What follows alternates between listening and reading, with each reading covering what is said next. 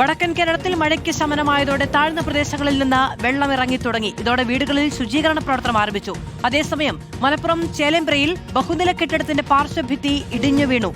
താമരശ്ശേരിയിൽ ദേശീയപാതയിൽ മരം വീണ് അപകടമുണ്ടായി.